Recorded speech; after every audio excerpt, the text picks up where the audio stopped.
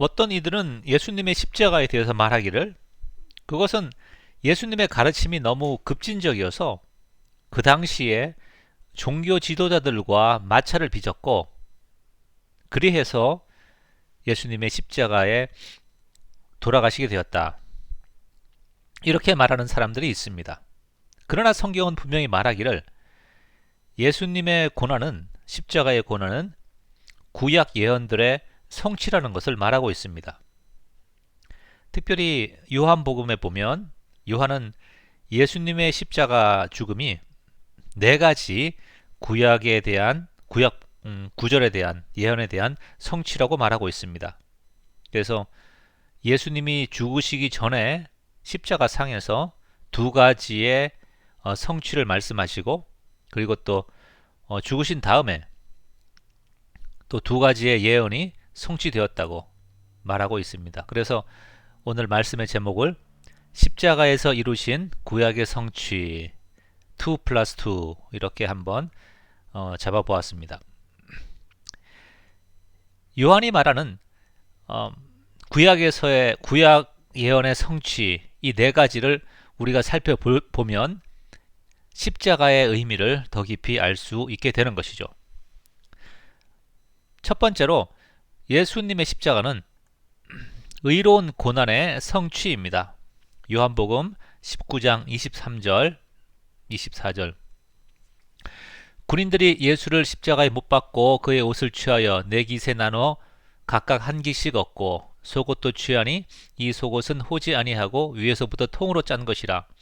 군인들이 서로 말하되 이것을 찢지 말고 누가 얻나 제비 뽑자 하니 이는 성경에 그들이 내 옷을 나누고 내 옷을 제비 뽑나이다 한 것을 응하게 하려 함이로라. 군인들은 이런 일을 하고 그 당시에 죄수가 처형될 때 십자가에 못 박힐 때 그 집행하는 군인들은 그 죄수의 가장 남겨진 소유품인 마지막으로 남겨진 소유품인 그 옷들을 가졌습니다. 그래서 십자가에 못 박히는 것은 어쩌면 옷을 입고 못 박히는 것이 아닌 벌거벗긴 채로 그런 수치 가운데 못 박히게 되는 것이죠. 그래서 성경은 이러한 수치스럽고 고통스러운 모욕스러운 그런 십자가의 처형에 대해서 다윗이 말한 시편 22편에서 말한 그러한 다윗의 울부짖음이 성취되었다고 말하고 있습니다. 네, 여기서 시편 22편 몇 개의 구절만 제가 여기에 인용을 했습니다. 내 하나님이여 내 하나님이여 어찌 나를 버리셨나이까. 나를 멀리하지 마옵소서. 환난이 가까우나 도울 자 없나이다. 개들이 나를 에워쌌으며 악한 무리가 나를 둘러 내 수족을 찔렀나이다. 내 겉옷을 나누며 속옷을 제비 뽑나이다. 여기에 내 겉옷을 나눈다는 말, 속옷을 제비 뽑는다는 말은 이제 내가 죽을 때가 가까이 왔다는 것을 암시합니다. 저들이 나를 죽이기로 마음을 먹었다는 것이죠. 여러분 이러한 상황을 경험한 적 있습니까? 아무런 잘못도 하지 않았는데 고난이 찾아오고 마치 하나님이 나를 버리신 것 같은 그러한 상황 가운데 있던 적은 없는지요? 사람들은 그러한 상황이 되면 운이 나쁘다고 말하거나 아니면 하나님을 또한 하나님께 불평을 하기도 합니다. 그러나 예수님의 고난은 운이 나쁜 것이 아니라 그렇게 계획되었던 것입니다. 여기 가운데 어느 분이 인간의 어떤 고난이나 또 고통을 성취하기 위해서 태어나신 분은 없을 것입니다. 그러나 예수님은 고난받기 위해서 태어났습니다. 그의 삶에 있어서 모든 고난과 또 모든 배신과 또 고통은 어쩌면 고난의 삶을 완성하기 위한 것이었습니다. 자, 여기서 우리는 이렇게 질문할 수 있습니다. 하나님은 왜 의로운 고난을 허락하십니까? 정의로우신, 공의로우신 하나님께서 왜 우리에게 의로운 고난을 허락하십니까? 라고 질문할 수가 있습니다. 요한복음 9장에 보면 나면서부터 맹인된 자가 있습니다. 사람들이 그에 대해서 예수님께 질문하기를, 이 사람이 맹인으로 태어난 것은 이 사람의 죄입니까? 아니면 이 사람의 부모의 죄입니까? 예수님이 이렇게 말씀하시죠. 이 사람의 죄도 아니고 이 사람의 부모의 죄도 아니다. 하나님께서 이 땅에 하시는 일을 세상에 드러내기 위함이다. 이렇게 말씀하고 계십니다. 자, 이러한 대답을 예수님의 의로운 고난에 우리가 적용을 한다면, 예수님의 의로운 고난은, 십자가의 고난은 하나님이 하시는 일을 세상에 드러내시기 위함이라고 말할 수가 있겠습니다. 자, 그러면 십자가를 통하여서 나타내실 하나님의 일은 과연 무엇입니까? 네, 그것은 하나님께서 구원을 이루시는 데 있어서 죄인들을 용서하시고 죄인들의 죄악과 그 죄책, 죄의 저주를 없이 하심으로써 구원하신다는 것이죠. 예, 오타가 나왔습니다. 예. 주님은 죄의 저주를 대신 지고 가십니다. 입니다. 28절, 그 후에 예수께서 모든 일이 이미 이루어진 줄 아시고 성경을 응하게 하려 하사 이르시되, 내가 목마르다 하시니 거기 신포도주가 가득히 담긴 그릇이 있는지라. 사람들이 신포도주를 적신 해면을 우슬초에 메어 예수의 입에 다니, 예수께서 신포도주를 받으신 후에 다 이루었다, 이르시되 다 이루었다 하시고 머리를 숙이니 영혼이 떠나가시니라. 우슬초는 그림에 있는 것처럼 관목, 작은 이런 풀 비슷한 그러한 식물입니다. 그런데 우슬초 끝에 해면, 영어로 말하면 스폰지라고 될 수 있는데요. 예, 그것을 매단다는 것이 사실은 쉽지가 않을 것 같아요. 그 마태복음을 보면 긴 막대기 끝에 해면을 메어 달아서 꿰어서 예수님께 신포도주를 드렸다, 이렇게 말하고 있습니다. 자, 그러면 요한은 왜 여기서 우슬초라는 것을 언급을 하고, 아니 우슬초라고 그렇게 말을 했을까요? 그것은 요한이 우슬초라고 언급함으로써 특별한 의미를 전달하고자 하는 것이죠. 구약에서 우슬초는 정결케 하는 예식에 사용되었습니다. 피나 물을 뿌려서 부정한 것을 정결케 하는데 사용한 것이죠. 그래서 다윗은 시편에서 이렇게 말합니다. 우슬초로 나를 정결하게 하소서, 내가 정하리이다. 나의 죄를 씻어주소서, 내가 눈보다 희리이다. 또한 우슬초를 가지고 6월절 날 문지방에 양의 피를 발랐던 것을 우리가 볼 수가 있습니다. 이렇게 구약에서 우슬초를 통하여서 정결케 하는 그 피를 뿌리는 것을 볼 수가 있습니다. 자, 그러면 예수님의 십자가에서 우슬초는 무엇을 하겠습니까? 네, 구약에서 이렇게 정결케 하는 피를 옮기는 그런 종교 예식에서 사용되었던 것을 우리는 예수님의 십자가에서는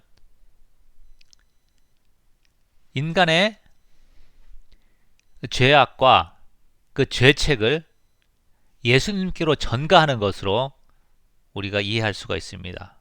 예, 말이 좀 복잡하지만 다시 한번 제가 설명을 하도록 하겠습니다. 그래서 여기서 말하는 신포도주는 우리의 죄악과 죄책을 상징합니다. 그 신포도주를 우슬초를 통하여서 주님께 전달함으로써 우리의 죄악과 죄책이 주님께 전가되는 것이죠. 자, 신포도주에 대해서 조금 생각을 해보면요. 고대 시대에 신포도주와 맥주 같은 것을 사용해서 예, 빵을 발효시켰습니다. 왜냐하면 우리가 가지고 있는 것처럼 그런 효모, 가루가 없기 때문이죠. 그래서 히브리어에 보면 예, 누룩이 있는 빵과 신포도주라는 이 단어가 사실은 거의 같은 자음을 가지고 있습니다. 하나는 하메스고 하나는 호메스입니다. 그래서 신포도주를 통하여서 요한은 누룩을 연상하도록 만드는 것이죠. 그리고 우리가 알고 있는 것처럼 예, 누룩은 유월절에 허용되지 않는 그런 것이었고, 그래서 그들은 집에서 모든 누룩을 제거해야 했습니다. 성경을 보면 우리가 알 수 있는 것은 누룩이라는 것은 어쩐지 모르게 부정한 것, 그리고 어떤 거룩한 예식에 사용될 수 없는 것이죠. 그래서 아브라함이나 구약의 사람들이 천사를 대접할 때 누룩을 넣지 않은 빵을 대접한 것을 볼 수가 있죠. 이렇게 구약에서 우슬주를 통하여서 정결하게 하는 피를 전달한 것처럼, 그래서 그 부정한 것을 정결하게 한 것처럼 예수님의 십자가에서는 우슬주를 가지고 누룩과 같은 신포도주를, 인간의 죄악과 죄책을 예수님께 짊어지도록 만드는 그러한 십자가의 예식을 행했다고 볼 수가 있는 것이죠.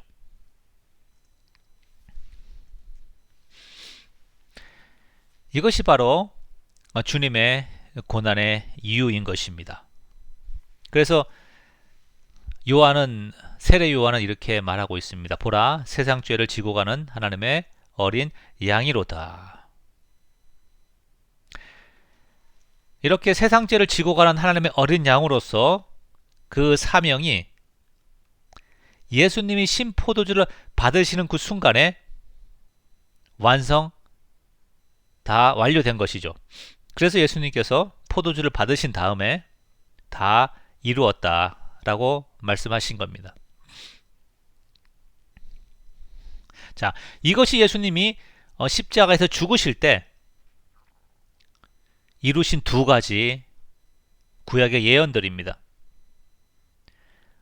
인류의 모든 죄를 지고 하나님 앞에서 죄 용서를 구하면서 십자가에 죽으신 것이죠. 자, 그러면 그러한 예수님의 간청에 대해서 하나님의 응답은 무엇이겠습니까? 하나님께서는 예수님을 유월절 어린 양으로 받으심으로써 죄 용서를 하시고 우리를 자유케 하시는 그러한 구원을 베푸신 것이죠. 33절부터 36절까지 예수께 이르러서는 이미 죽으신 것을 보고 다리를 꺾지 아니하고 그중 한 군인이 창으로 옆구리를 찌르니 곧 피와 물이 나오더라. 이를 본 자가 증언하였으니 그 증언이 참이라. 그가 자기의 말하는 것이 참인 줄 알고 너희로 믿게 하려 함이니라. 이 일이 일어난 것은 그 뼈가 하나도 꺾이지 아니하리라 한 성경을 응하게 하려 함이라. 물과 피가 나왔다고 말합니다. 그것은 우리를 정결케 하고 우리를 죄의 저주에서 보호하는 그러한 물과 피인 것이죠. 유월절 날 밤에 양의 피로 인해서 그 집에 있는 사람들이 생명이 보호받은 것처럼 예수님의 피가 우리를 덮을 때 우리는 죄의 저주로부터 안전할 수 있는 것입니다. 또한 그 뼈가 하나도 꺾이지 않았다는 사실은 바로 예수님이 유월절 양이란 사실을 너무나도 명확하게 말하고 있는 것이죠. 출애굽기 12장 46절 한 집에서 먹되 그 고기를 조금도 집 밖으로 내지 말고 뼈도 꺾지 말지며. 사실 유월절 양은 예수님의 그림자였습니다. 하나님께서 양의 피를, 문설주에 발라진 양의 피를 보셨을 때 하나님은 이미 1400년 후에 갈보리 언덕에서 골고다의 십자가에 죽으실 당신의 아들의 피를 보신 것입니다. 그래서 양의 피 때문이 아니라 예수 그리스도의 피로 인해서 하나님께서는 그들의 죄를 용서하시고 또 생명을 보존하신 것이죠. 하나님께서 그들의 조상을 애굽의 노예에서 해방시키신 것처럼 이제는 예수 그리스도의 피로 인해서 죄와 사망의 노예에서 그의 백성들을 자유케 하시는 것입니다. 바로 예수님이 참된 유월절 어린 양인 것이죠. 자, 그런데 사실은 더 놀라운 것은 십자가의 은혜는 유월절 어린 양의 그 은혜보다 훨씬 더 크다는 것입니다. 하나님께서는 그들의 증오를 통하여서 구원을 이루셨습니다. 무슨 말씀인지 설명하도록 하겠습니다. 이스라엘 백성들이 애굽에서 나올 때에 그들은 정말 나가고 싶었고 또한 모세를 열렬하게 환영을 했습니다. 물론 뭐 반대할 때도 있었지만 기본적으로 환영을 했죠. 그런데 예수님께서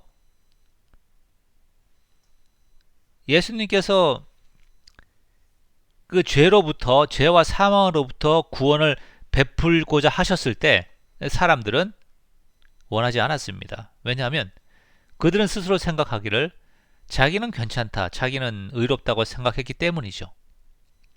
그래서 그들은 그들의 구원자 예수 그리스도를 거절하고 심지어 십자가에 못 박기까지 했습니다. 그런데 하나님은 그 십자가의 처형을 그들의 죄를 위한 희생 제물로 받아주신 것이죠. 그리고는 구원의 길을 그들에게 베푸셨습니다. 이것이 바로 요한이 말하는 예수님께서 이루신 구약의 예언입니다. 자, 37절에 또 다른 성경에 그들이 그 찌른 자를 보리라 하였느니라. 예, 요한이 인용한 이 본문은 스가랴 12장에 있는 말씀인데 우리가 잘 아는 바와 같이 남유다와 북이스라엘은 그들의 죄와 우상 숭배로 말미암아서 바벨론과 또 아시리아에게 망하게 되죠. 그들의 죄로 인해서 하나님께서 그들을 완전히 멸망시켜도 사실은 그들은 할 말이 없었습니다.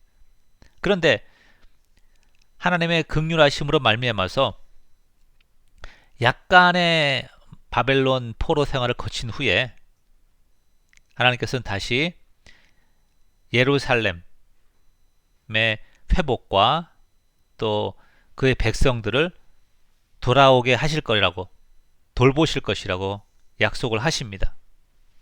자, 스가랴 12장 10절. 내가 다윗의 집과 예루살렘 주민에게 은총과 간구하는 심령을 부어주리니 그들이 그 찌른 바 그를 바라보고 그를 위하여 애통하기를 독자를 위하여 애통하듯 하며. 네, 이게 한글 성경이 조금 영어 성경과 번역이 좀 다른데요. 제가 말씀드리겠습니다. 그들이 그 찌른 바 나를 바라보고 그를 위하여 애통하기를 독자를 위하여 애통하듯 하며. 잠깐 제가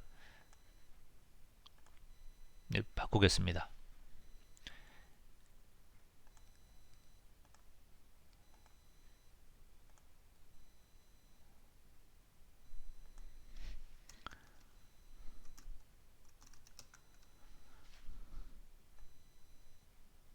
죄송합니다.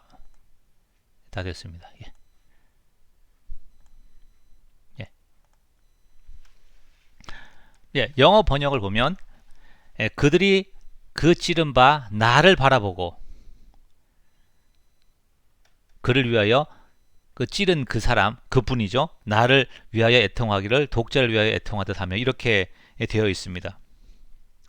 여기서 그 찔렀다는 표현은 사실은 상징적인 것입니다. 뭐냐면 이스라엘 백성들이 하나님을 저버리고 우상을 섬김으로써 하나님의 마음을 너무나 아프게 했다는 것이죠. 그럼에도 불구하고 그렇게 하나님의 마음을 아프게 하고 또 상처를 주었음에도 불구하고 하나님께서 그들에게 은혜를 베풀어 주셔서 다윗의 집과 예루살렘을 다시 회복하게 하시겠다는 그러한 예언의 약속이 스가랴 12장 10절에 있는 말씀인 것이죠. 자, 그런데 이 예수님의 십자가는 무엇입니까? 여기서 스가랴에서 말하는 그 찔렀다는 것은 마음을 아프게 하고 그 상징적인 의미라고 한다면 예수님의 십자가는 육체적이며 또한 정신적인 아픔을 같이 가지고 있는 것이죠. 실제로 그들은 예수님을 십자가에 못 박았고 실제로 창으로 찔른 것이죠. 이것이 놀라운 하나님의 은혜인 것입니다. 십자가의 증오를 이용하여서 십자가의 증오를 통하여서 오히려 하나님의 놀라운 구원을 이루신 것이죠.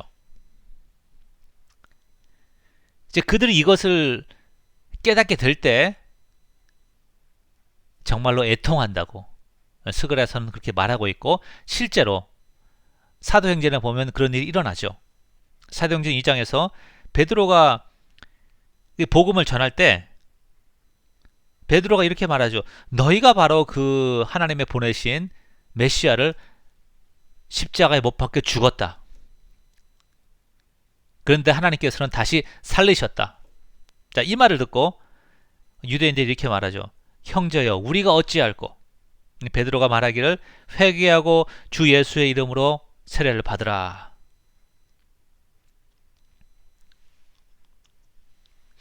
우리의 무지와 완고한 죄성으로 인해서 하나님께서는 십자가의 증오를 통하여서 구원의 길을 여셨다는 사실입니다. 말씀을 정리합니다. 예수님의 십자가는 단순한 어떤 우연이 아니고 사고가 아니고 하나님에 의해서 계획된 것이고 또 구약의 선지자들에 의해서 예언된 것이었습니다. 예수님의 무고한 고난은 무죄한 고난은 바로 우리의 죄를 대신 지고 십자가에 죽으신 것을 말하고 있습니다. 그리고 그러한 십자가의 죽음을 하나님께서는 십자가의 희생, 속죄 제사로 받으시고 우리의 죄를 용서하시고 구원의 길을 여셨습니다. 우리가 십자가를 볼 때 우리를 위해 죽으신 하나님의 어린 양을 보아야 하는 것이죠. 이제 일주일 있으면 부활절이고 이제 고난주간을 지나게 됩니다. 더욱 십자가를 묵상하시고 또 주신 그 은혜를 다른 사람과 나누는 그러한 복이 있기를 원합니다. 감사합니다.